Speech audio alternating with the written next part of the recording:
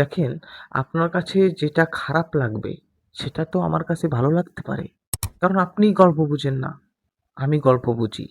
পার্থক্যটা তো এরকম। এখানে আমি হল রিভিউ নিয়ে আসছি যে দর্শক কি বলছে হল থেকে বের হয়ে। অনেকে বলছে এক্সিলেন্ট হয়েছে মুভিটি, এক্সিলেন্ট, এরকম গল্প তারা আরও চায়। অনেকে বলছে যে শাকিব খানের সেরা সিনেমা এটা, রকস্টার। অনেকে বলছে মারামারি হলে একটু ভালো হতো। তাহলে সবার মন্তব্য কিন্তু এক না। অনেকে বলছে এভারেজ, অনেকে বলছে ডিসগাস্টিং। আপনার মন কেউ ভরাতে পারবে না। আপনার মন ভরবে যদি মারামারি কাটাকাটি হিট সিনেমা চায়। আপনি কি সবসময় তেলেগু, তামিল, হ্যাঁ, বলিউড এরকম দাসের মুভি চান?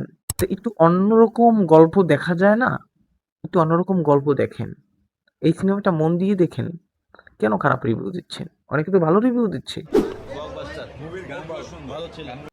তো এটা আমি ধরি না, একটা সিনেমা হল থেকে যদি সবাই ভালো রিভিউ দেয়, দুই একজন খারাপ রিভিউ দেবে, পাঁচজন খারাপ রিভিউ দেবে, ওটা স্বাভাবিক মনে করি আমি। তার মানে এই নয় যে একদমই ভালো লাগে না সিনেমাটা। তার মানে আপনি সিনেমাটা মন দিয়ে দেখেননি। এই যে এত মানুষ রিভিউ দিচ্ছে এক্সিলেন্ট হয়েছে মুভিটি, তারা মন দিয়ে ছবিটি দেখছে,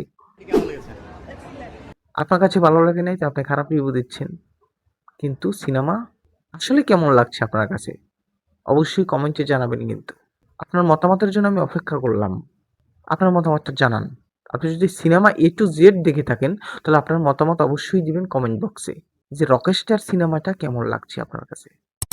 সবাই একই রকম মন মানসিকতা নিয়ে সিনেমা দেখে না। তারা সিনেমা দেখে চিন্তা করে, হায় কি সিনেমা করছে, কোনো একটা ফাইটিং নেই, তাহলে বেরিয়ে যাই। না, এরকম কিন্তু গল্প দেখে না। গল্প দেখতে হবে আপনাকে মন দিয়ে, যে গল্পটা কি বলা হয়েছে। তারা দেখেননি এখনো রকস্টার, অবশ্যই দেখে ফেলেন। আর ভালোরে ভালো বলবেন, এটা খারাপ সিনেমা না। সবাই ভালো থাকবেন। আপনি যদি আমার চ্যানেল নতুন হয়ে থাকেন অবশ্যই আমার চ্যানেলটি সাবস্ক্রাইব করে পাশে থাকবেন।